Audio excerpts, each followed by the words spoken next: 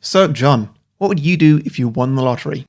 Do you mean if I won the lottery today, or if I won the lottery in normal times? I'd say if you won the lottery, just let's say big time. You win a lot of money on the lottery. Sure, but I mean, it's very important whether it's in COVID times or in normal times, because what can you do with money now? Okay, fair. You win the lottery right now. Yeah. What do you do? God knows. There's nothing to do. It's really, buy a giant house. Buy a really, really big house, and then sit in it for months on end and realise it's not that much different, I'd imagine. Yeah. Big TV, big garden. Yeah, it'd be nice, but ultimately I'd still You could buy an island somewhere. I could buy an island. Actually, yes, I could buy an island and then... Come on, John, think outside the box. Yeah, okay, I'd buy a small island and then I'd not let anyone on the island and it would just be my island and then there'll be no coronavirus on the island. Nice. So, yeah. Just live the free life. Yes. In a very, very isolated way. That's 2020, basically, yeah. Yeah, well... Think of the podcast we could record, though. I could make a hell of a studio. Oh, damn right you could. Some films are fine just the way they are. Other films sometimes take it way too far. But really, how bad could it get? Let's go beyond the box set.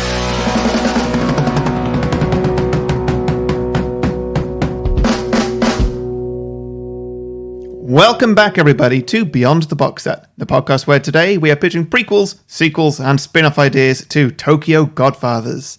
We'll also be pitching some drinking games and hearing from my listeners with the ideas they posted on our Facebook and Twitter. But first, we're going to talk about some of our favourite moments from the original movie and catch you up with a bit of a plot summary. I am Harry, the host with the most Christmas cheer. Oh, you're in the mood. You've just got back from some Christmas shopping, and so I can sense you all looking very jolly. I'm feeling it. Good. I'm joined today by Nathaniel, the guest with the best tasting podcasts.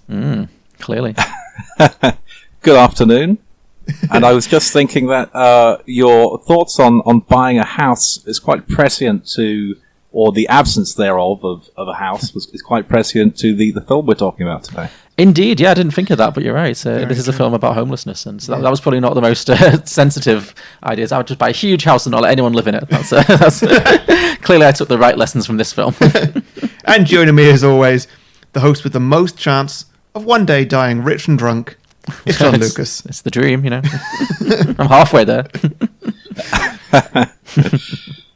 So yeah, Nathaniel, thanks for bringing this film, Tokyo Godfathers. It's the close of our Christmas season and indeed the close of the year. Mm-hmm. So yeah, Patreon episode. Thanks for being a supporter and thanks for bringing this fantastic film. What do you think about it? Well, thank you very much for that introduction. I really love this film. Where last time I sort of wanted to shine the light on a film, this was Survive Style 5+, that probably not many people would have heard of. Satoshi Kon, who is the director of this film, is much better known, and his films, particularly for me, I would consider some of my favourite films of all time, and this is certainly one of them. I did read up that he'd sadly passed away a few years ago. Did he work exclusively in anime then? Is it anime stuff? Yes, he did. He worked. He worked in animation, so he was essentially a director, a writer, an animator. So he started out essentially working as part of the staff animation, and then he started writing for some quite big names. And then he had his breakthrough with Perfect Blue at the end of the 1990s. And unfortunately passed away of pancreatic cancer at the age of 46 in 2010 after directing 4 films and 1 television show. Yeah, this is we've not done much anime on the podcast before. We have done a couple, I think. We did one called Wolf Children. Do you remember? That was another Patreon one. I've seen Wolf Children, and it is also quite an excellent film as well. It's a very good film, yeah. But yeah, I mean, that was really good, and this was really good. I think we should definitely try and do more anime. It's good. Certainly, yeah. It's a good genre. It throws us some interesting things. So, what about this one in particular, apart from the fact that it's kind of a Christmas film, appealed to you, Nathaniel? Well, I mean, it was in that it is in the season. I recall when I joined you last time, the subject of Christmas movies did come up because we did throw down the gauntlet a bit, yeah. So. Well, it actually has Christmas scenes in it. And I did mention that I did have a Christmas movie in mind, and it was, in fact, this film. Oh, great. Well, I'm glad we managed to circle back around then. So, yeah, no, I really enjoyed this. I thought this was really good fun, and there's not... Yeah, what I like about anime or Japanese animated films in general is that this clearly is not a children's film. Yes, it's decidedly not a children's film, and none of the films that he directed are children's film. It does deal with some quite heavy themes, as do all of his films. It's described in genre terms as a tragic comedy, and it's really the only one of his films that does have sort of comedy elements to it. Oh, really? Yeah, so, I mean, I'll sort of speak a little bit more of the director himself, because he has been quite influential outside of anime. For example, Perfect Blue, which was his first film, it was loved by Darren Aronofsky, and he bought the international distribution rights to it. And he used a number of the shots in that film in Requiem for a Dream, and he often spoke of remaking the film, and that project became Black Swan. And on another side, and he's often cited that he loved the films of Kon, and I think he gives a dedication to him in Noah, which I think was the first film that he released after the death of Kon. And on another sort of perspective, though this hasn't been confirmed by the director itself, there are a lot of striking similarities between his last film and my favorite of his, Paprika, and Inception. So it's quite a. I mean, I'd recommend you watch all of them, but I'd be quite interested to see what you feel about that. Okay. Well, we are notable Nolan fans on this podcast, so I think we'll definitely have to check that out at some point. So that's definitely going on the list. Yeah. What did you think of this one then, Harry? Yeah, I really enjoyed this. Mm-hmm. I thought that the characters were so well written and fleshed out in such a heartwarming way. Like you fall in love with all three of them for different reasons, and yeah, I just thought it was just really, really good for that, and a great story as well. Yeah, and it's the kind of film I think that it could only work as an animation. I don't think this would be very easy to pull off if it was live action, just for a variety of reasons. Yeah. Like I think the characters, the way they're portrayed, makes a lot more sense in animation. Particularly, I'm thinking of Hannah, the transgendered character. I think that would have been a tricky thing to get right in a live action. It could have very easily been very offensive, but I think in animation you kind of get away with it. And also, like, I mean, we'll get into the plot, but that baby, I think I couldn't watch a real baby go through some of the perils baby goes through. Oh my god, that would be very hard watch. Even knowing it was just like an animation, the end of the film, which we'll discuss, like I had to watch it through my fingers because I was like, oh my god. Yeah. Well, I mean, it's very tense. Especially towards the end of the film. This is one of the cases where you can tell the difference between how an American film would end and this in a Japanese film would end.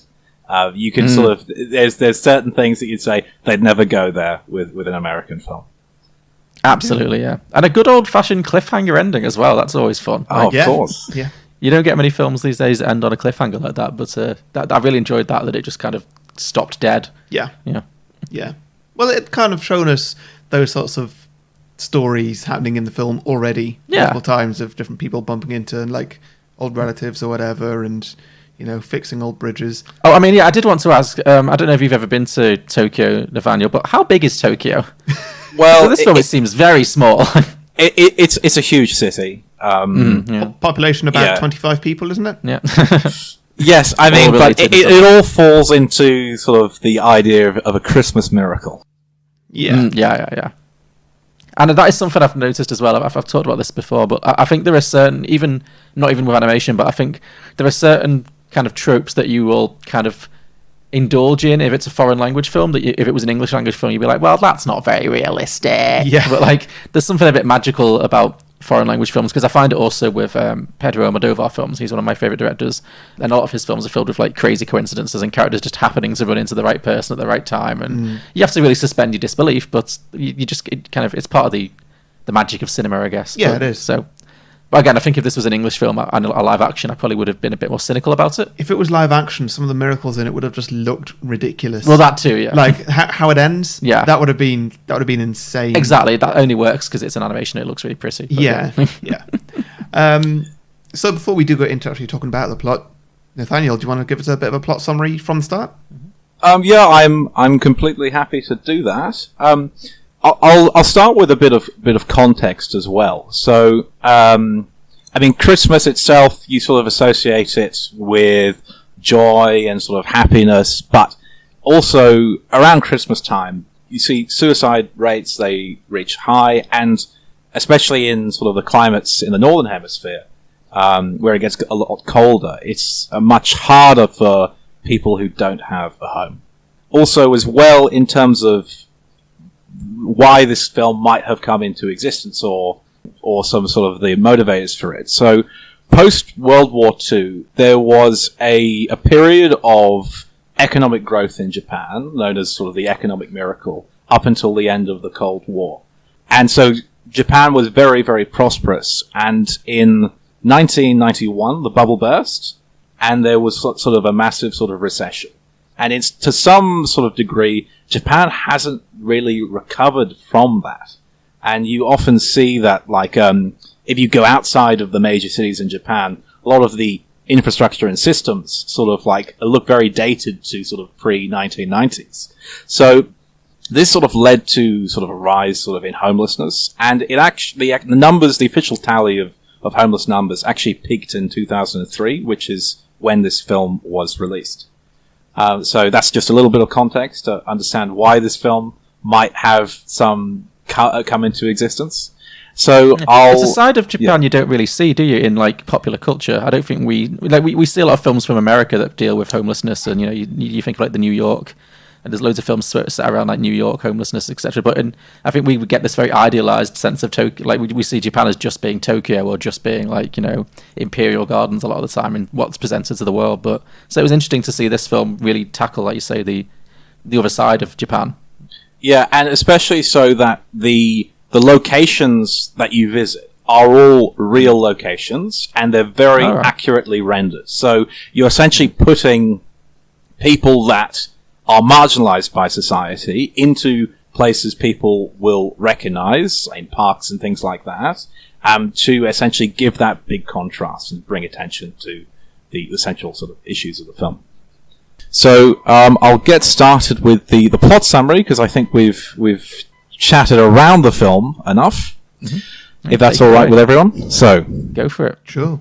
We start with a nativity play, and this is attended among sort of a crowd of homeless people by Gin, who is a sort of probably in his mid-50s man, and Hana, who is essentially a transgender woman character. And the reason they're attending is that it's sort of a free meal after the service and the sermon. After that, we essentially move to the top of a building where Gin and Hana meet up with Miyuki, who is essentially a runaway high school girl, and they are essentially an ersatz family. So while they're there, Hana mentions that like a Christmas present for Miyuki. So she found these books essentially that she wanted to give them. So they essentially go to a rubbish heap of books, and not books and just garbage and all sorts. And they don't find the books, but while they're there, they hear the crying of a baby. And they find an abandoned baby in this pile of rubbish, and Gin wants to go to the police right away, but Hana says, no, let's, I've always wanted a family.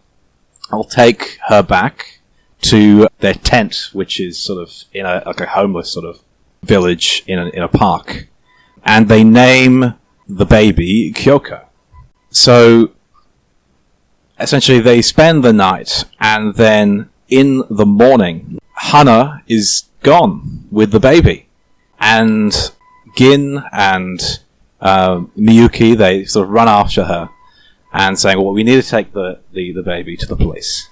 But she convinces them that, no, I was abandoned as a child, and I want to talk to the parents. I want to find the parents and talk to them to understand why they've done this. So in the bundle with the baby, there was a key to essentially a locker in a station, and they open the locker and they find a business card for who they presume to be the mother from essentially a hostess club. And then they essentially travel on a train, but the train stops in the tracks because of the heavy snowfall. And Miyuki is alarmed by a man who is across him on another train that has also stopped. And she essentially jumps off and loses the food that they had for the baby. So they're walking, the baby's hungry, and they come across a cemetery. And miraculously, in the cemetery is nappies, a bottle of milk, and essentially baby formula that they find there. That is just a Christmas miracle that never really gets explained, isn't it? Yeah. Well, the other ones are kind of like, it's a miracle, but it's kind of a coincidence, or, like it's a gust of wind or whatever. This one is just, oh, look, the baby's going to die unless it has milk and stuff, and here it is. Well, you say that, but there is a bit of a dark undercurrent to that. Because at essentially your gravesites, what relatives do is that for the deceased, they essentially place like objects, like flowers, or like if you love drink, sort of bottle of beer or something like that. This is sort of in the context that, well, there's a baby that's died young, and so the parents are leaving. So is that supposed to be, not to spoil the ending, is that supposed to be that Sayuki, the mother, the fake mother, is supposed to be that she's left that for her baby?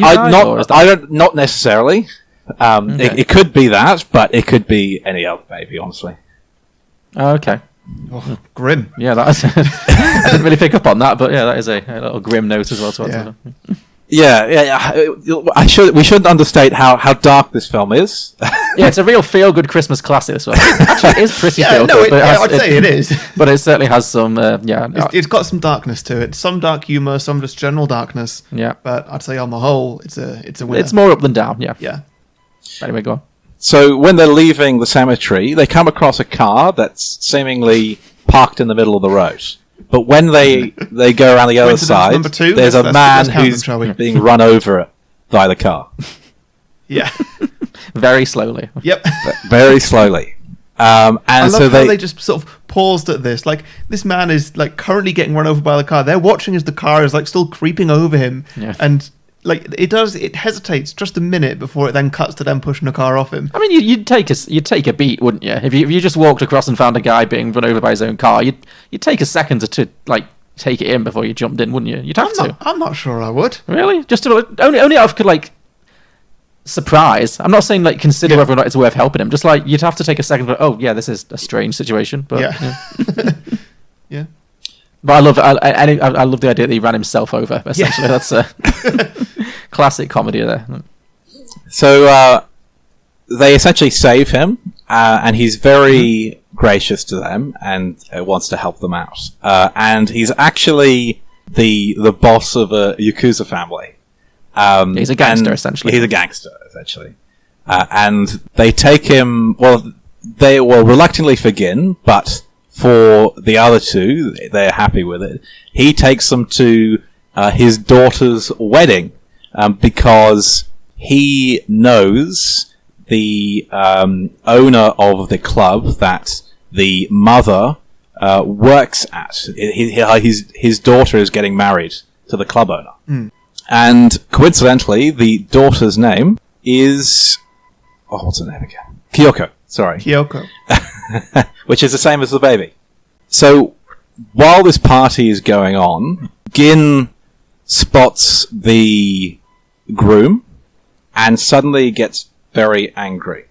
And there was one detail that I omitted earlier. So, when they were earlier in the film, Gin had mentioned that he had been a bicycle, a cyclist, a racing cyclist, and he had essentially got into debt, and he essentially planned to scam and throw a race to essentially get the money to save the life of his wife and daughter who was sick. This is where he changes his story, and it turns out that his wife had left him.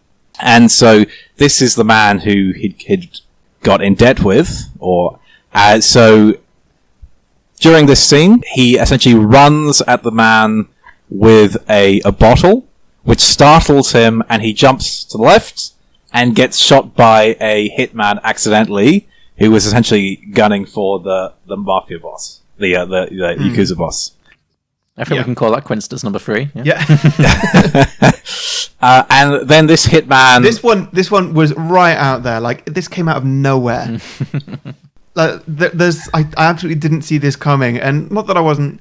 Like, I was already in on this movie, but if I wasn't in beforehand, this would have been like, oh my god, what on earth is going on? I am so engaged. Yeah, this is actually one of the moments I was looking forward to you mentioning, because, I mean, up until this point, it just seems like a sort of like a feel-good sort of comedy. I mean, there's that dark undertone, but then you essentially you see a guy get shot, and I was just thinking, what's going through your heads at this moment? Yeah, no, the same. This is when I realized, this movie's going to take some really interesting directions, and I'm definitely on board for this. But again, with the things you can only get away with in animation, with it. So basically, the hitman is dressed as a waitress. So I guess is he supposed to be in drag, or is it just that he's supposed to be having wearing a different kind of way? It looked like he was in drag from the way it was drawn. I don't know. So again, I don't know how I think ridiculous that would look if it was because it's like his entire face changes as soon as he pulls his wig off. So again, I don't know how you manage that in live action, but it seems like he's a Latino, so I guess he's part of a rival Latino gang that's also operating in Tokyo. That was what I took from it. Yes. It doesn't really go into a whole lot on that. Well, it doesn't go into details. And so he essentially takes Miyuki hostage and bundles them into a taxi and drives off as Hana and Gin try to run after them. And they lose sight of him. I've got a question for you now. Did you watch it with subtitles in Japanese or an English dub? Subtitled. Subtitled. Ah, okay. So, for my copy, they don't actually subtitle the Latino, presumably Spanish. I don't know what language he was speaking. Same. Was that subtitled for we you? didn't have either. No, we didn't have subtitles for the Spanish either. Which, at first I was a bit annoyed by, but then I realised it made perfect sense because the characters that we're most engaged with don't understand it either, so we're just on the same kind of playing field as they are. So it kind of worked for me. Yeah, it sort of makes it hilarious as well with sort of Miyuki's sort of reactions because she can't understand. So she's like, "Thank you very much" in English to the. Like Miyuki, she's definitely my favorite characters. She's got such an expressive face in the way that she sort of reacts to everything in the film. But we'll move on. Yeah, because no, I was just going to say on that. You're right. Like, because anime is, especially this style. I mean, I've seen anime films that are much more like expensive looking, for want of a better word. But like, the animation looks fairly straightforward in this film, but it does get a lot of detail, certainly in the characters' faces, in a way that is surprising, considering it doesn't look like something that's necessarily had millions of dollars of computer animation plowed into it, because it does have that real hand drawn feel. But I did really notice as well how expressive the characters managed to be. Yeah, it's really interesting because the way that I'm trying to recollect this plot is that with my Blu-ray copy, I essentially took screenshots sort of every few minutes so I could recollect the sequence of events. And I had this muted at the time. So it's actually quite sort of strange because you're not listening to their voices. And the way that they're expressing themselves, it's quite unnatural. And sort of when they have the voices, it really carries you through. So I thought that was quite really interesting to see that, like, they've paid a lot of attention to these characters and the way that they express themselves. Because you, as somebody who watches a lot of, we know that you watch a lot of Japanese films in general, or foreign language films. Do you generally prefer subtitles over dubs, or especially for animation where dubbing is a bit more common than it is for like live action? Yeah, I mean, I'm not going to sort of disparage anyone who does watch it with dubs, but I personally prefer subtitles. Well, one of the reasons as well as trying to learn the language is that, like, someone's character is so tied up with their voice, and so if I hear like a Japanese character speaking with an American accent, it feels a bit off-putting because it's like this isn't the person I expect them to be. Yeah, what I find often especially with, I've seen dubbed animes before, and what I struggle with it, because I prefer subtitles as well as much as possible. Often, I just think you'll know better from like understanding the language a lot better than I would. But it seems like the rhythm of Japanese is quite different to the rhythm of English. So what I often find when you watch an English dub is that the dialogue sounds really unnatural because it's like they're almost filling out consonants and phrases to try and fill out what is probably a much more intricate sentence in Japanese. If that makes sense. Yeah, I agree with garbled. you there. I think you've got that quite right. Yeah, so I always prefer to subtitle because I find it quite irritating a lot. And again, not to disparage, there's lots of really well done dubbed animations, I'm sure, but some of the ones I've watched, Ponyo, were quite annoying. It's got Liam Neeson in it, I'll have you know. That's the other thing when you hear like famous American actors doing it. Stunt casting, it's like, yeah. I'd prefer a professional sort of a voice actor to do that sort of stuff. Yeah. So we'll get back to the plot because there's a bit more to get through. Carry on, yeah. So this is when Hana and Gin split up. So Gin essentially says there's nothing we can do, and essentially sits down and starts drinking. And then Hana sort of continues to try to find Miyuki and the baby. So Hana leaves, and then Gin spots another homeless person who has collapsed nearby. Now, I'm going to ask you, did you notice anything interesting about this other homeless person? Other than the guess that he looked quite similar to Gin, I think I'm sure they were trying to draw parallels there, but I don't think I picked up on anything. Well, that's exactly. He's not it. supposed to be Santa. Are you going to tell me he's Santa? Well, he's dressed identically to Gin. He has exactly the same bag, and he has exactly the same habits. So what it's sort of I'm reading into this, what other people have read into this, is he's essentially a future version of Gin. And essentially he's being shown as like the ghost of Christmas future to Gin to show what his self-destructive lifestyle will lead him to. Because this character essentially dies in the film. Yeah. So it's weird how they managed to like successfully inject humor into the death scene. Yeah, because he thinks he's dead, but he's not, and then he dies a couple of minutes later. So after this, Gin essentially leaves the tent, and he's harassed by a group of young people who essentially beat him up, and they also beat up the body of the dead homeless man as well. Felt unnecessary, really. Yeah, well, they didn't know he was dead. They were just beating up a guy. Yeah. Sure. And real nice characters, those guys. And what's interesting about this scene is if you notice the lights, there's essentially a row of lights above in like an apartment block, sort of framed upwards. And these lights behave like health bars in a fighting game.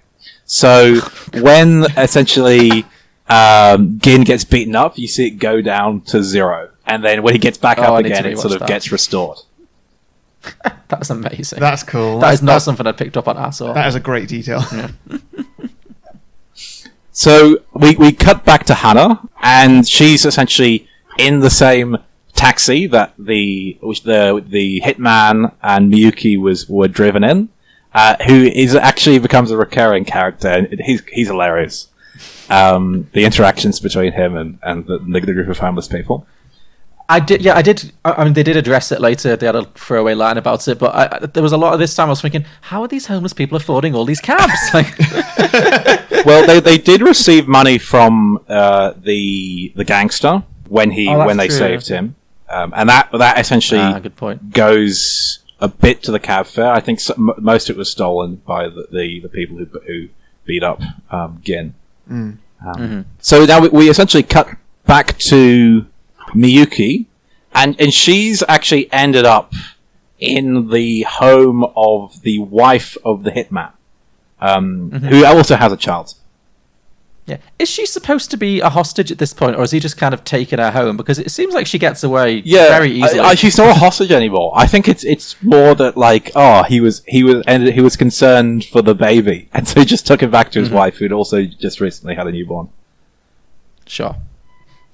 So they have essentially Brilliant. a scene, and then you learn that Miyuki had a cat named Angel, and she loved the cat, but she believed that her parents had essentially thrown the cat away.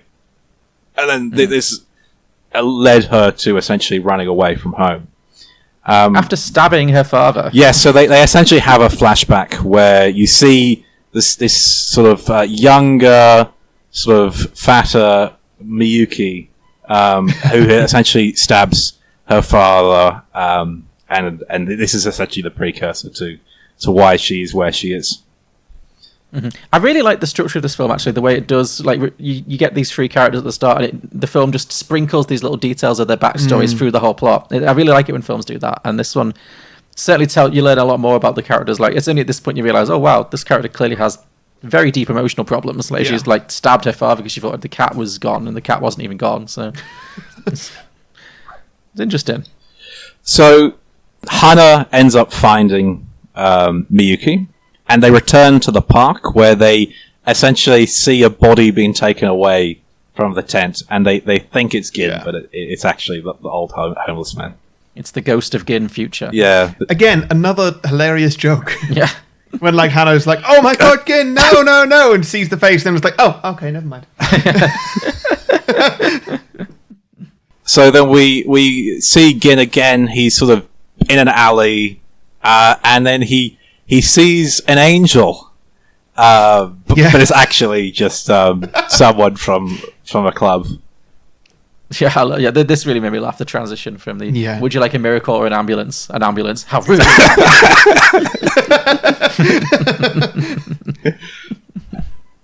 So because Hana and Miyuki, they need somewhere to stay the night, so they end up going to this gay bar, which Hana used to work in, and miraculously, Gin is also there. What a coincidence! Yeah, what a coincidence.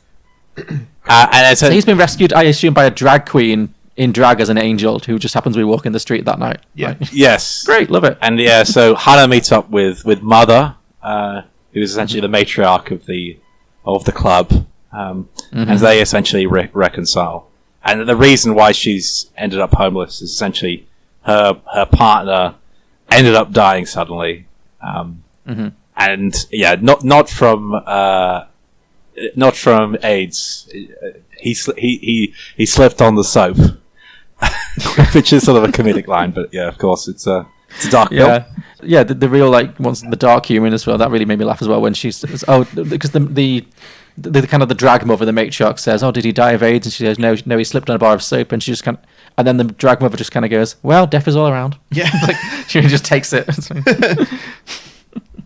So, Gin had actually discovered that because they had a photograph of the mother outside of their residence. He'd essentially noticed that in this photograph there is essentially two towers, and so their plan is that they'll essentially try to find. They know what these towers are, so they kind of try to line up the view of the towers to find the house, and they end up finding the house.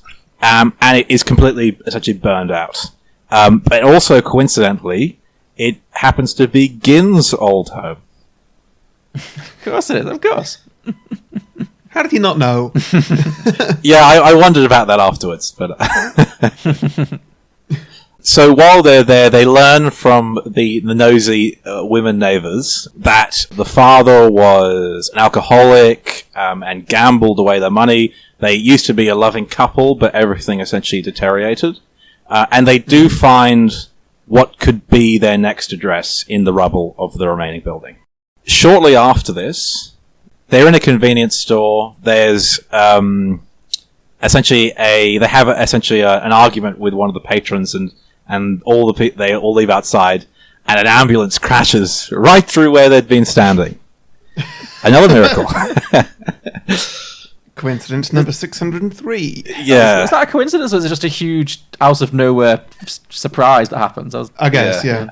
And then Yeah, it was very out of nowhere. I love the way that the driver just steps out. He doesn't seem injured or anything, and he's just like, call an ambulance.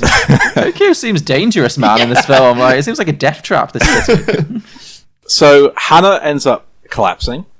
I think, yeah, it's a sort of strongly implied that she might have sort of HIV or AIDS, which sort of links back to the previous comments that were made. And in the emergency room or the hospital, Gin has to essentially end up paying money that he'd saved for his daughter, essentially for the costs of her care. And as a nurse, they end up meeting his daughter, who is also named Kyoko. That's coincidences 6 and 7, I believe. Yeah. It's 2 for the price of 1 there. And so they reconcile, and you actually find out that Gin, no, he wasn't a professional cyclist. He just owned a bicycle shop. And he lost all his money gambling and drinking, and so he left. And shortly before this, in the hospital, you meet this doctor who is going to become married to his daughter. And interestingly, his backstory, he used to be married, but his wife and his child died, is exactly mirrors the original story that Gin told to them, the lie that his wife and his daughter died. So, and he sort of looks quite similar to Gin. So this is our ghost of Christmas past. Oh my god, this actually is a Christmas Carol. I did not pick up on this at all. Wow. What was the significance of his shoe? There was a very specific shot, I don't even remember, of his little metal thing on his shoe that I really noticed, but I didn't know what it was trying to say. I think he might have a leg injury. Because what he was essentially saying to him is, because it was sort of in relation to, like, Hannah needs care, but we're homeless people. I mean, we can't do that. And he was essentially saying, well, this is what I essentially do. And it was sort of highlighting that, other people essentially experience suffering as well. That's what I sort of read into it. Okay. And so Hannah essentially has sort of a big outburst against Gin.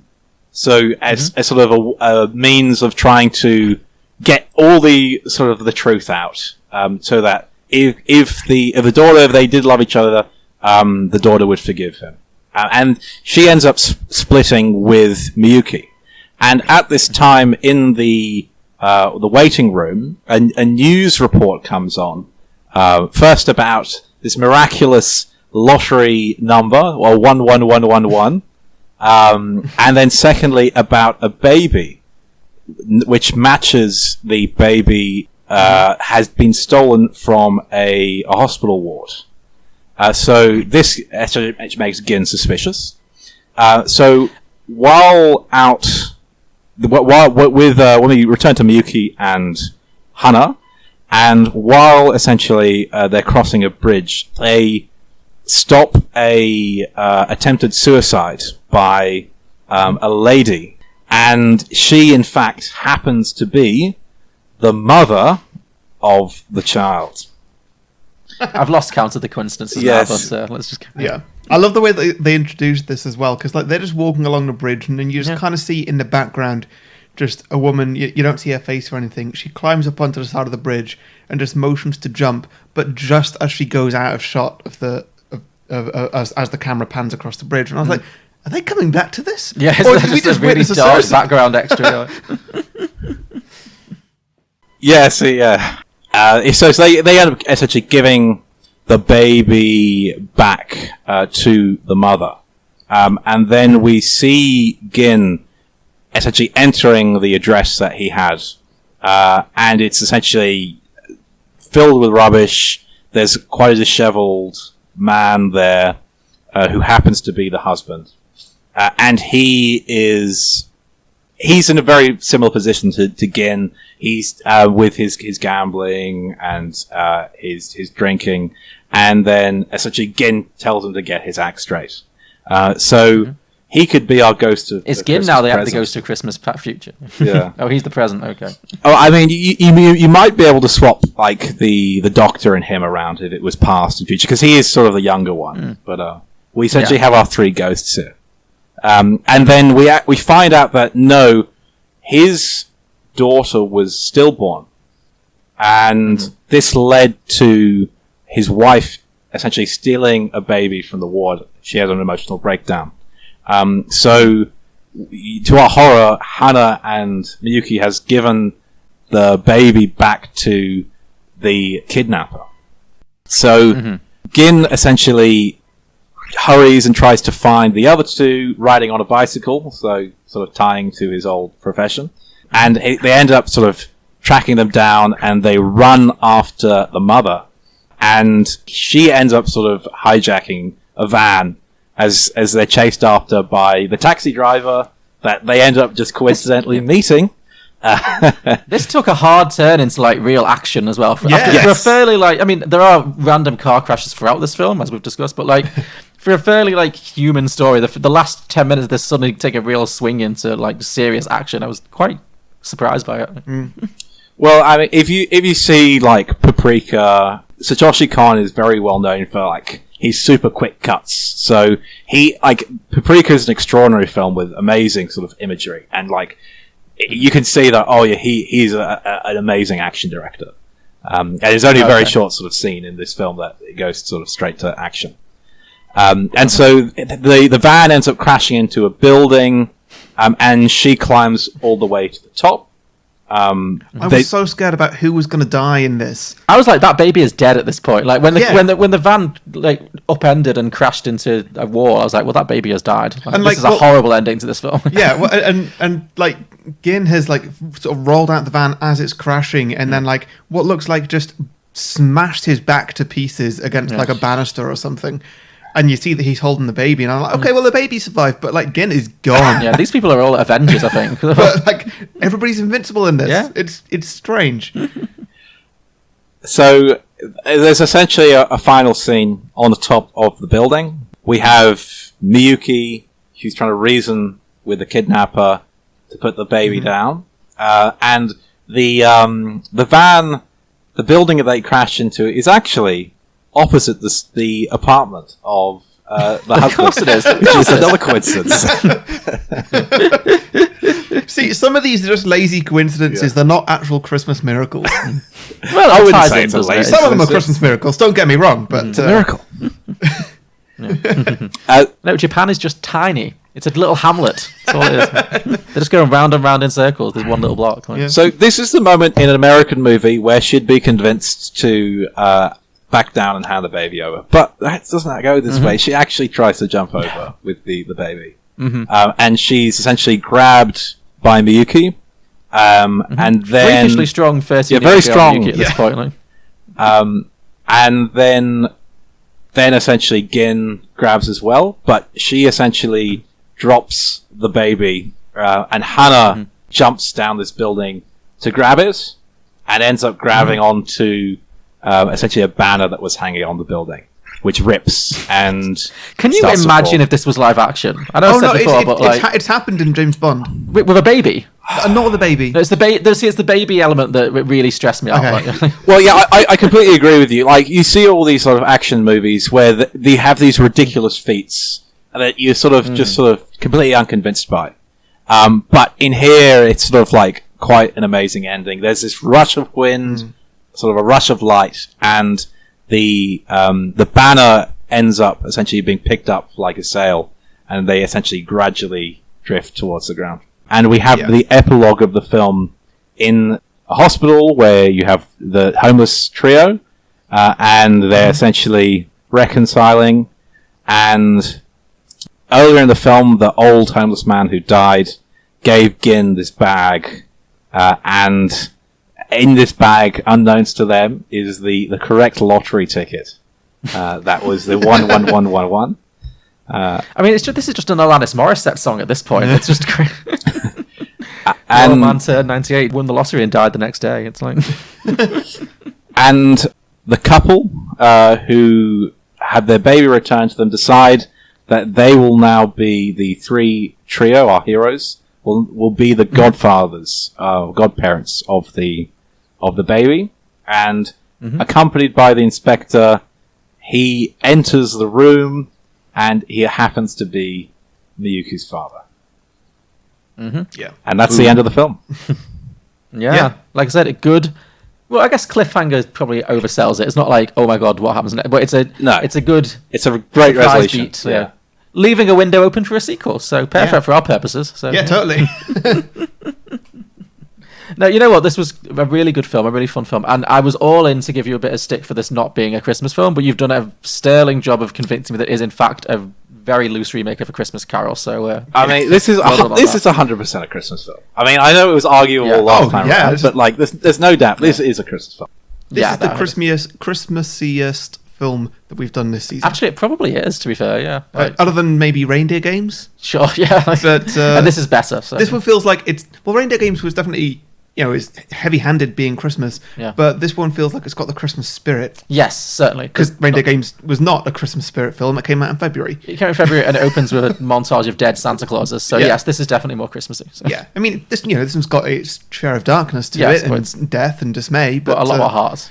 Yeah, it's got the heart. Mm-hmm. So before we get into our next section, I'll just leave you with one observation that I made. That I don't know has been mentioned anywhere. So this is to do with the baby. So if you notice with the baby, it has a mole, a very distinctive mole, which is between the two eyes, sort of on the forehead. And this reminded me of like the idea of a third eye that you might find in like Hinduism or particularly Buddhism in this case. And the way that she's dressed, sort of with a beanie and essentially a frock.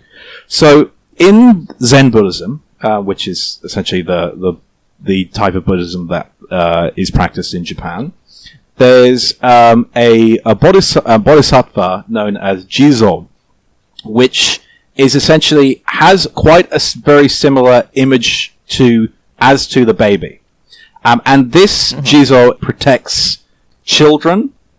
It also guards the souls of children who have died before their parents, particularly like stillborn babies, and it is also the guardian of travelers, which I read as well the transient lifestyle of our three main characters. They are essentially travelers. So I don't know if this was deliberate or not, but that's why I sort of, while this has got a lot of Christian imagery as well, you have this sort of Buddhist icon, which I sort of saw in the baby itself. And indeed, when Gin essentially abandons essentially says, "Oh, I'm giving up. You guys can do whatever you want," he essentially loses the protection of that Jizo and ends up getting beaten up and nearly dying because of it.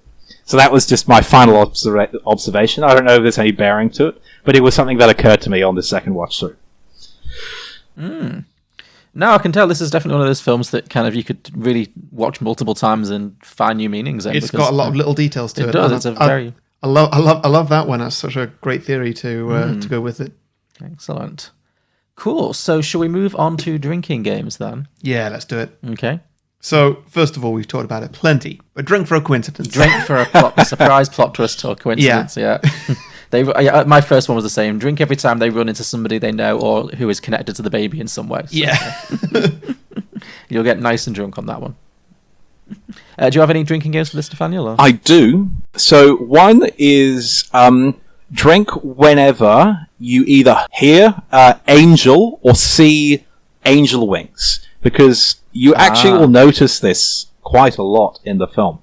Like, for example, very early in the film, the building that they meet up and eat their meal on, that has a billboard with essentially a woman with angel wings on it. Also, the taxi, essentially the symbol for where essentially the light is that sits on top of the taxi, it has angel wings on it, and the company begins with an A. Also, the name of the cat that she had was called Angel, and you also see a moment where sort of angel wings sort of in sort of a dream imagery sprout from the baby as well.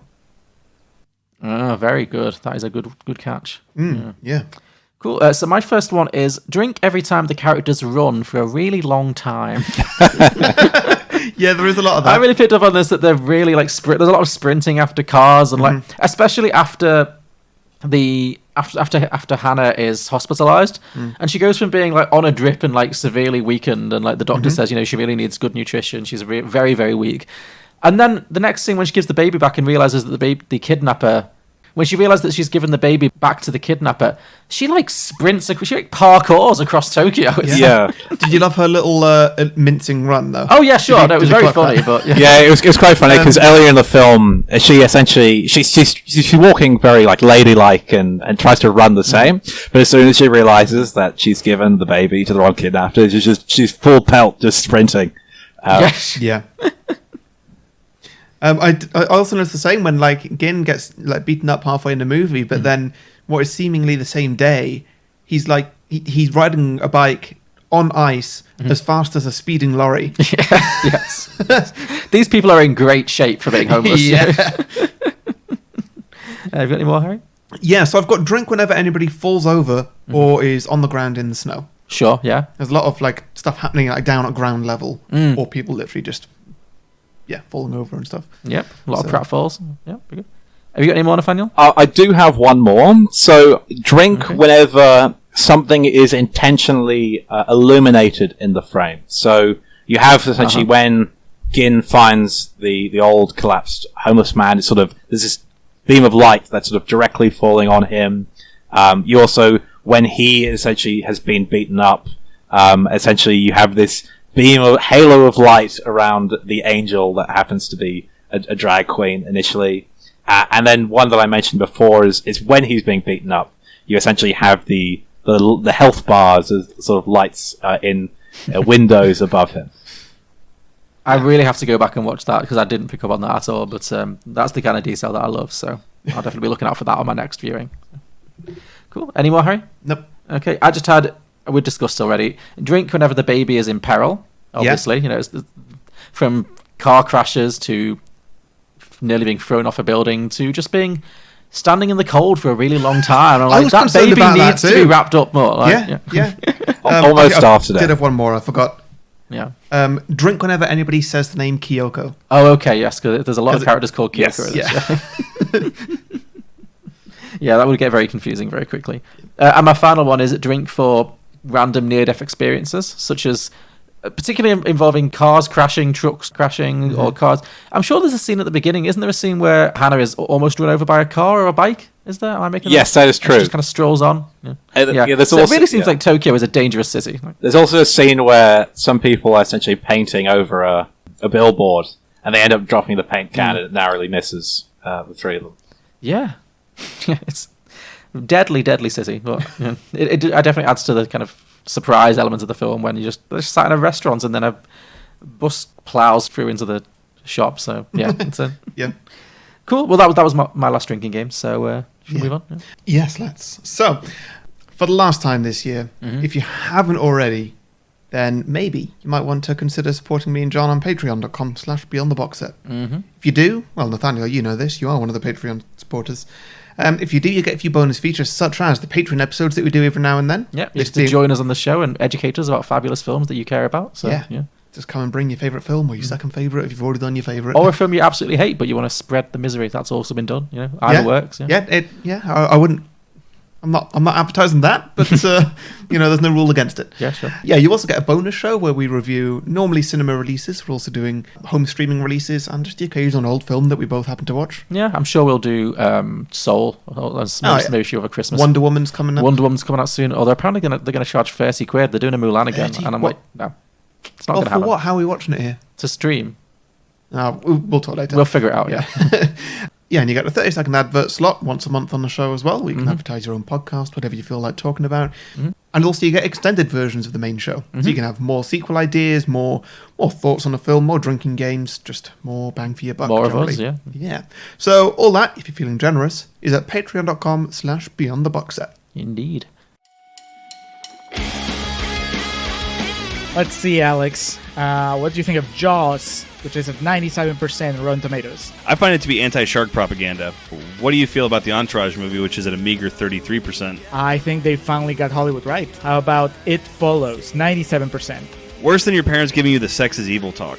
How do you feel about Juno, which is at 94%? That would be a movie that celebrates a teenage homewrecker. How about Bewitched at 25%? Best television adaptation ever put to film. How do you feel about American Hustle at a towering 93%? Overwrought awards bait. Righteous Kill, 19%.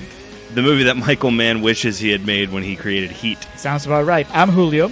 I'm Alex, and we are the Contrarians. As you can tell, our thing is that we rage against the Rotten Tomatoes machine. Regardless of what we really feel. Find us on Apple Podcasts, SoundCloud, Stitcher, TuneIn. Facebook, Twitter, we're everywhere.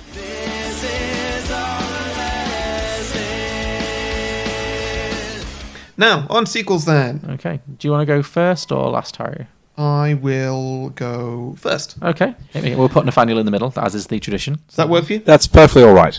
Cool. Great. Okay, I have got a title I'm really happy with, and I've got an idea I'm really happy with. They do not match. Okay, that's fine. So, in the spirit of Godfather, The Godfather, I've gone with Tokyo Godfathers Part 2. Sure. Because Godfather Part 2 was like... The better one, yeah. Yeah, Sure. well, like one of the first sequels. So I just yeah. thought, whatever. But this is very much not like a gangster movie or something, Sure, okay. which is originally how I tried to go, but it didn't. It didn't really work. No. Okay, fine. So, 1 year after the original, slightly before Christmas, we pick up with our main characters, Gin, Mayuki, and Hana. So they split the lottery winning 3 ways, so now they're all rich beyond their wildest dreams. Oh, good. Well, not really, Okay. because me being me, I went and did some maths. Oh, no. So they won 50 million yen, Okay.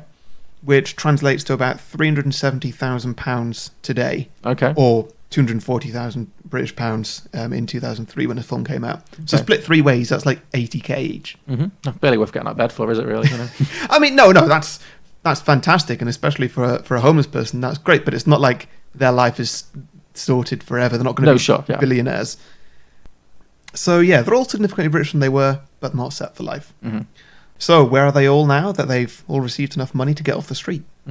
So Jin, he is trying to win the trust of his family back.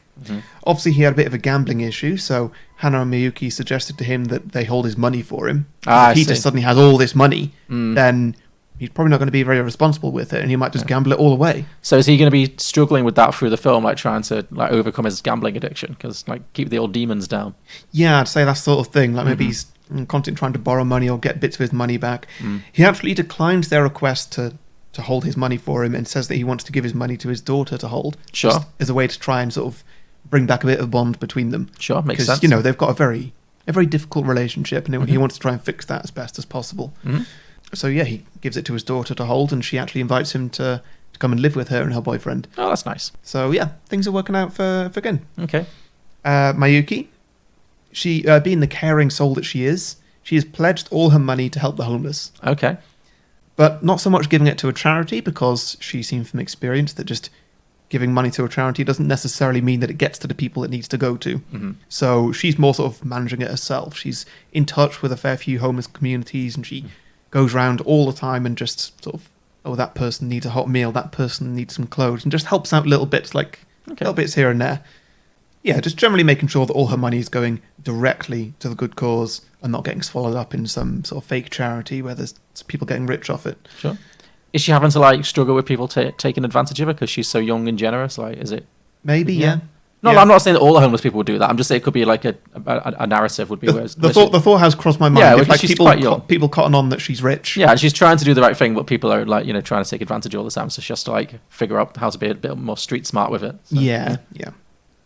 Now, Hannah, she has spent her last year trying to get her career back on track as a drag queen. Okay, cool.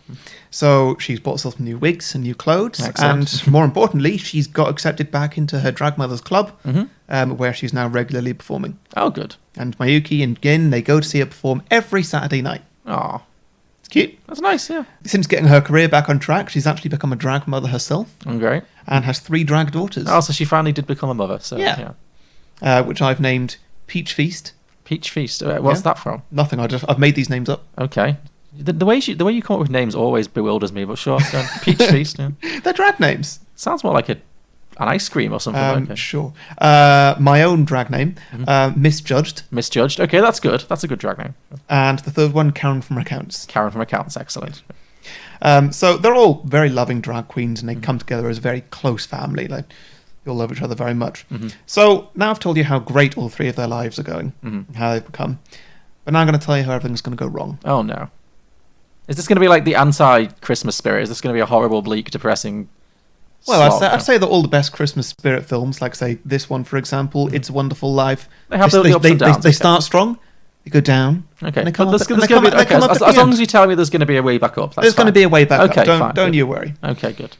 So Gin, who is now living with his daughter and her boyfriend, he's going to get into a bit of an altercation with the boyfriend Okay. when he accuses him of beating up his daughter. Oh no. Things heat up and the boyfriend storms out of the house and leaves. It's not until the next day that the daughter comes home from work as a nurse, crying. Gin expects that she believes him to be the villain or something, or that her boyfriend has beaten her again, but she admits that instead he dumped her, but not before taking all of Gin's lottery winnings. Oh no. So he's broke again. Yeah.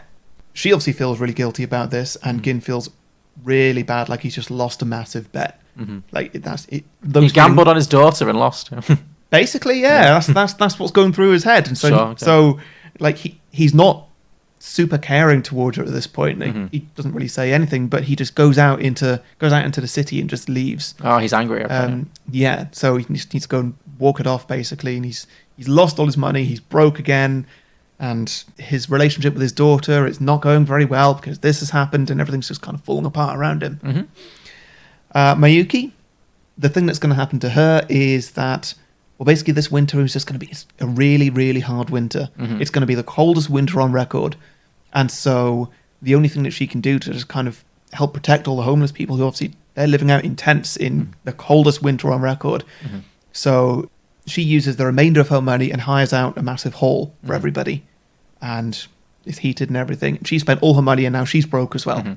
But all those homeless people, they're in the warm for, I don't know, a week or so. For a short time, yeah, sure. But, you know, it's going to help. It's going to save lives. But, yeah, so she's lost all her money as well. Now, Hannah, I wasn't too sure what to do with Hannah, but basically I'm obviously going with the they lose all their money. Sure, yeah. And maybe the club this. takes a downward spiral. Could get closed down due to a pandemic. Or maybe she hits someone again. Maybe someone makes a fart joke again, because that was a running thing where she doesn't like fart jokes and she takes them very badly. Maybe she gets heckled and she has another like episode and attacks the heckler, and then she gets kicked out again, and she's back to square one. So maybe that's it. Maybe she does that. She gets heckled by this really rude drunk heckler. She attacks him, ends up punching him, doesn't know her own strength, breaks his jaw, has to pay him damages, and that's all of her money gone. So sure. Potentially loses her job as well. Yeah, of course. Kicked out so again. On, it's pretty rough. So okay. so they're all basically now out on the street without where they started. Yeah. Back where they started without any money. Just all three of them on the same evening, unknowing to each other. They're all just wandering around aimlessly. Okay. And by pure coincidence, of course, it's Christmas Eve, by the way. Sure. And by pure coincidence, they all just, maybe subconsciously, they all walk to the same place, the same house, and they all meet at the same time, and they're all like, wow, that's weird. And they notice that they recognize this house. And so they knock on the door, and the door opens, and there are Kyoko and her parents. Oh, the little girl that they saved. Yeah, the little baby that they saved. Obviously not called Kyoko, actually. Okay. But she's now grown up a little bit. She's now one. She's walking and sort of slightly talking a little bit. And, it's their goddaughter. Oh, that's nice. But they didn't know where she lived until this moment. Well, maybe they weren't thinking about it. Okay, sure. They were probably thinking about their own problems. Okay. And they just, instinctually, they just walked to the only other place that they knew, their goddaughter's house. Okay, fine. And so, they all get invited in. And they start celebrating a little Christmas together. And the parents, they announced that they're pregnant again. Okay. And they're going to have another little baby. Oh. And they're going to call it Kyoko. Oh, that's nice. So there will actually be a Kyoko nice. in the family. And when everybody starts talking about all their problems, I'd say that maybe I don't know if there's a way we could get Kyoko to kind of convey this message. Or maybe one of the parents just points out like all the wonderful things that have happened to our three heroes in the last year. So one of them has saved hundreds of homeless lives. The other one has basically repaired a relationship with his daughter, and like right now he could go back and his daughter would definitely accept him, and that's what he goes and does. And Hannah similarly has now raised these 3 amazing drag daughters who are, maybe we cut back to they're filling in the Saturday night show for her, and they are knocking it out of the park. And this time last year, So you're fully wonderful lifing it, essentially. You're giving it this like, oh, look what you've done. Yeah, so they all kind of forget what they've done, but then they get reminded it at the end. Oh, that's and nice. just like, money's not everything. You've all lost all your money, and maybe you're back at square one, but you're not at square one because now you've got this in your lives. You've got these wonderful people that you've helped, and you've. That's very heartwarming, Harry. Yeah, very good. So that was Tokyo Godfather Part 2. Yeah, excellent. Yeah, that was a very a good, appropriately festive sequel, I think. Yeah, cool. Nathaniel, do you want to tell us your idea? Yeah, of course. Before I start, I'm just going to have to say that I can't believe that every week that you can just think up new sequels to all the films that you watch. Because it's so hard. I mean, when I did it last time, I had trouble, and this time even more so trouble. It's like, how can you do this? Oh, it's not easy. It gets difficult. Yeah. To be honest, it's been a bit better this week having a hard deadline when to start because, we couldn't really push you late because I know that you're recording quite late at night. Whereas normally when there's not a deadline, it's like I'll come over to John's after work, and sometimes I'll be a bit late for that, and I'll arrive at John's, and then half an hour later, after we've had a bit of a catch up of the week, I'll say like, John, I've got nothing. I've got no idea at all. Like we should be recording now, but like I've got nothing to go on, and and I hope it doesn't show. But I mean, some of them are quite compelling stories. Yeah, thank you. Yeah, we normally pull something together, don't we? So yeah. Sometimes it just works. Like you just come up with a basic idea, you just start writing, you don't know where it's going. That's generally how my ideas work. I don't know where they're going, and often it really works, and I get quite proud of them at the end. Yeah, well, yeah, exactly. We've been doing this a long time. You get into a bit of a rhythm with it, don't you? So yeah, hey Nathaniel, thank you. That's nice to hear. Well, thanks. Well, with that in mind, I'll begin. So I'll explain sort of the rationale behind this. So when Kon died, he left an uncompleted film called Dreaming Machine. And this film was to be essentially more targeted towards a younger audience, and it would star 3 robots in a future where humans are extinct. And these robots were named Ruriko, Robin, and King. And because there are 3 of them, my thought is that they would be voiced by the same actors as who voiced our trio. But the plot is going to actually be a follow-up. And because the film Tokyo Godfathers was released in 2003, but there's been quite a period of time since then. So my story is going to occur essentially 17 years in the future. So we begin, and we're essentially greeted with this upset young woman. Sort of, this is essentially just before her 18th birthday, and it's Christmas Eve. Her name is Kyoko. So she ends up, she's roaming the streets, and she essentially goes into essentially a nightclub, and she gets really drunk. She leaves the club, and she ends up being the victim of a violent assault, and she essentially ends up getting her head hit, and then essentially fades to black. Now we're essentially greeted with her dream space, because Kon, two of the essentially big themes that he worked with were dreams and memories. And so in this dream space, she's greeted by these 3 robots, Ruriko, Robin, and King, who are essentially going to take her through her memories to essentially try to fix what's gone wrong in her life. So one of the memories that we revisit first is that she is on bad terms with her parents. they get into an argument, and she's 15 years old. They go for a drive, and a drunk driver ends up careening into their lane, and both of her parents are killed. God, these Tokyo drivers, they're so bad. So we sort of cut to that she ends up living with her godmother, Miyuki, and her husband. Ah. And they have their own daughter now, who is essentially quite young. But she has a difficult time living with them, and she doesn't feel as if she's being loved. She thinks that her stepsister is the object of her godparents' love. Now, I need to sort of try to find a way to fix... so what I'm trying to do is that in these memories, we're trying to see behind the curtain things that she wasn't aware of at the time. That essentially why her perceptions weren't entirely accurate. And then so we enter sort of a different dream where in her earlier childhood she was visited by another godmother, which was Hana, who she loved, and they got along very well together. And she Kyoko has sort of dependency sort of issues. So she sort of always hung on to Hana, and she said, "Oh, never leave me. I don't want you to go away." And then Hana said, "Don't worry, I will be there for you forever." And then one day, she doesn't come back.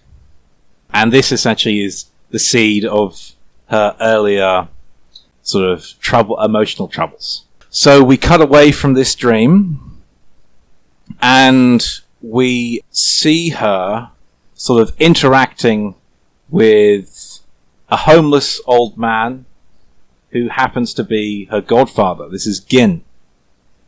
And this is a bit later than Hana. And she thinks, "Oh, you've been left. You haven't got your life in order. This is just inevitable for me as well." And then we essentially see behind that the lottery winnings, he gave his share completely to his daughter. And so essentially Kyoko sort of realizes, oh, it's because of this that she had the opportunity to become the god in the care of her godmother and her husband. And actually, even though that he is still homeless, he does visit his daughter regularly, every week. So he's essentially improved out of his situation. So yeah, maybe he found himself more comfortable in the streets. Maybe that's just the way of life that he's used to, and he can't really feel natural in a house or something. Yeah, I mean, I was trying to tie it in that, I didn't want it to be sort of a miraculous fix. Oh, he essentially becomes has a home. His life is completely in order. Yeah, I feel like it's sort of more of a gradual transition, but he's in a better place. So sure. So shortly, sort of after this is towards the climax of the film. She ends up in this extravagant sort of dream sequence with the assistance of the robots, who essentially morph in between the three main characters of the original film, end up getting dragged out of her dream state, and sort of wakes up sort of in a hospital bed, and there's her godmother and her godfather there, and it was sort of like a reveal that Gin actually found her and brought her to the hospital, and then there's sort of they reconcile, Miyuki and Kyoko. And then, towards the final of the film, you see them essentially visit a graveyard. And you see, Hana, she's died. Because she should have been probably in her 70s or 80s. So, and I think this is related to sort of her AIDS-related illness. So it wasn't that she sort of abandoned her. She died. Yeah. It was essentially she died. But they didn't want to tell her. Okay. And then that essentially leads to the conclusion of the film. So something I try to keep it in the tone of what Kon would do with the characters. That this is sort of my best sort of shot. Yeah, no, I like that. I think that really works. So I like the mix of very again, very kind of heartwarming, Christmassy reconciliations, but also throw in some robots. Why not? Just make it, give it that edge of surrealness. And Yeah. no, I think that's very good. Did you say you had a title for that? Or? Well, I think I would. I mean, the sequel that he never made was called Dreaming Machine. Okay. And one of his early works, which he wrote for and did a lot of the animation for as part of an anthology, was called Electric Rose. So I might think like Electric Dreams, sort of like your Philip K. Dick type. Oh, nice. Together in Electric Dreams. Yeah. There we go. Yeah. Cool. Very good. Okay. I'll move on to my one then to finish off. I've also gone for kind of a direct sequel, and starts off kind of similar with Harry's in that it's about them. They've won the lottery at the end, and I also thought they would split the winnings. Yeah. But actually, your calculations do make this actually a lot easier because I didn't want them to be super rich, like beyond their wildest dreams. I just wanted them to have a little cash injection. So the fact that they don't actually make that much money works out quite well. Because what I've decided they should do, and this is obviously based on the original film being so filled with coincidences and running around Tokyo and essentially solving mysteries, I suggested that the three of them have set up a detective agency. Nice. And they specialize in reuniting missing children with their parents. Okay. So it's like the thing that they did in the first film, they've now turned into a career. Which I think is, I think that should be like this could be a film, or it could be like an anthology series. I think it would be like a fun place to put these characters. So they've set up this Tokyo-based detective agency specializing in finding missing children and reuniting them. And I just thought it'd be a really good way to bring in all the different connections that they've made in the city, like all the coincidences. They could, all the characters that they meet could be recurring characters in this sequel or spin-off series. Like the mob boss, the drag mother, the owner of the gay bar, Gin's daughter, Miyuki's father, the police officer. They could all those characters are in the kind of in fields where they could be very useful to a detective agency. If you're looking for people who've gone missing, the mob boss could give them information on what's going on in the crime scene if that's a factor. The owner of the gay bar, maybe they passed through, that the whole nightlife scene, they might know something. Yeah. Gin's daughter being a nurse in the hospital, if she could tell them if anyone's passed through, who might fit the description. And Miyuki's father, obviously being a police officer, has all the inside intel on that side. So all the characters just felt like they lent themselves well to that detective kind of thing. But also their own knowledge of the streets as well, because they've lived as homeless people for quite some time, so they know a lot of other homeless people, and they've got those kind of street level connections. So they're just very well qualified to be detectives, basically. So yeah, but I'm thinking because Miyuki's quite young, I think in the original film she was supposed to be about 11 or 12. Yeah. So I'm thinking she's actually gone back to school. She's reconciled with her dad, and so she's not actually working full time as a detective, but she still works for them in her spare time, like because she's still sees them as kind of surrogate parents, and she really wants to be a part of it. So she's kind of working there as their kind of intern / administrator kind of thing. So that kind of brings the trio back together. But I'm thinking her father, Miyuki's father, isn't particularly keen on the fact that she's still hanging out with these two kind of eccentric former homeless people, and also that she's working in a detective agency. He doesn't particularly love that. So that can be a cause of continued friction in their relationship, where he's trying to protect her and get her to stay in school and focus on her studies, but she's much more focused on this detective agency. So that can kind of continue on that plotline from the first one. But she is very sorry that she stabbed him. So, they've moved on from that at least. So. And best of all, she's been reunited with her cat, Angel, who I think she kind of brings to the office every day after work and is like the detective agency's mascot. So the cat can always... Wait, how old would this cat be now? Oh, that's a good point. Well, let's say it was only a kitten when the stabbing incidents happened, so it's not that old. Or it could be a Christmas miracle. It's a miraculously long-lived cat. You never know. But yeah, I'm thinking as a main plot, though, so that's the setup. It's a detective agency. I'm thinking as the main plot, perhaps the gangster who ran himself over, maybe one of his daughters disappears, presumed kidnapped. Right. Yeah. Now, for reasons that I'll explain shortly, I don't think it should be the same daughter who was getting married. Let's say he has a second daughter, and she's gone missing, and the gangster comes to the detective agency because he knows them from when they saved his life, but also because he's in the Yakuza, so he can't go to the police. They're not going to help him, or it's too risky for him. So that's why he prefers a private investigation agency. So they take the case, and they go looking to find out what happened to his daughter. And of course, everybody they meet is somehow connected to this. Of course, it's going to be all the coincidences again. So obviously, the first thing they're going to do is suspect that maybe the Latinos are involved, since there's clearly some kind of gang war happening there. But they deny all knowledge. There's nothing. That comes up as a dead end. Then they try the hospitals, but again, Gin's daughter has no obvious connections. She can't tell them anything. And also, Miyuki's father doesn't know anything. Has not come by any official police channels.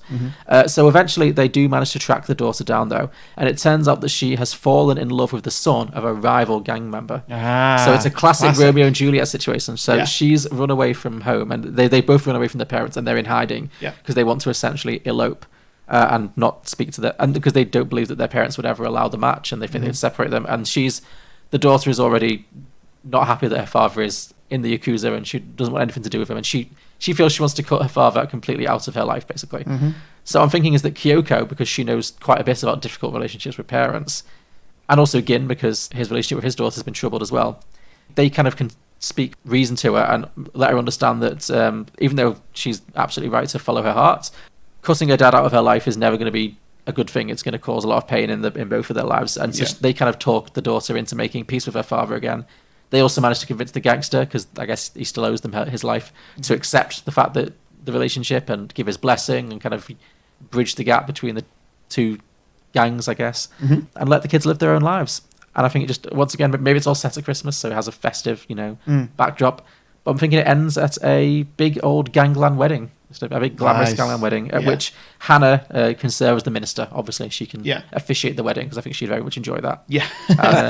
So that's about it. So that was Tokyo Godfathers 2, Tokyo Detectives. Nice. Like it. Yeah. Cool. Well, I guess that's it for our sequel ideas then. Should we move on very quickly to listener reactions, listener submissions? Yeah, sure. I have a handful this week because this is obviously not the most well-known film again, but I had no sequel pictures, but a few just general reactions from our listeners. Stephen Gillespie said, this is a really good movie, a great alternative Christmas classic. Kieran Cowan said, Satoshi Kon made no bad films. He didn't really have the chance, obviously, because he sadly died young, but upshot being that his great body of work lives on. Matthew Legrasso said, I've asked my brother to get me this for Christmas, so hopefully I'll get to watch it on Christmas Day. That'll be a great movie. So I think this would be a good movie to watch on Christmas Day.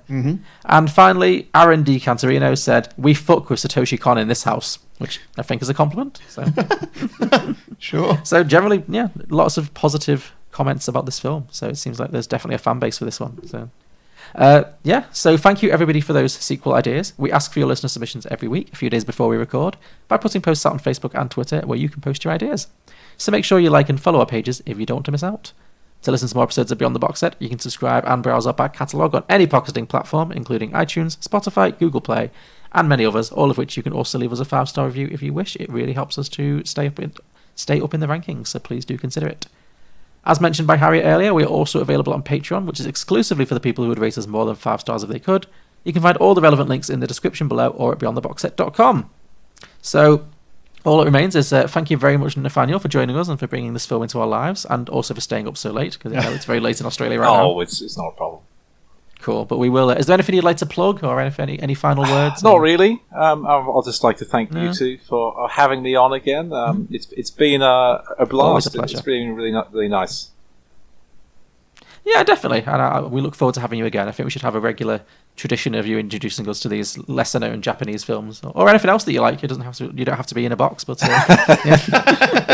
but thank you very much for this one, and also Survival Star 5. So thank you. Have a very merry. It's been great. You've brought 2 great films to us this year. Yeah, excellent, sterling Patreon work right there. It's just what we want. So have a very good Christmas, and thanks for joining us. Yeah, and you too have a very Merry Christmas as well.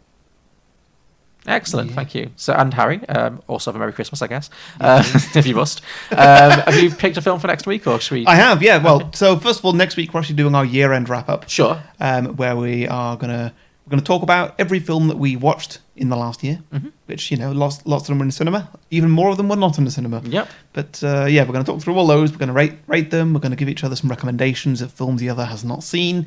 It's going to be a good time. Yeah. So that's going to come out next Monday, I think. Presumably, yeah. Yeah.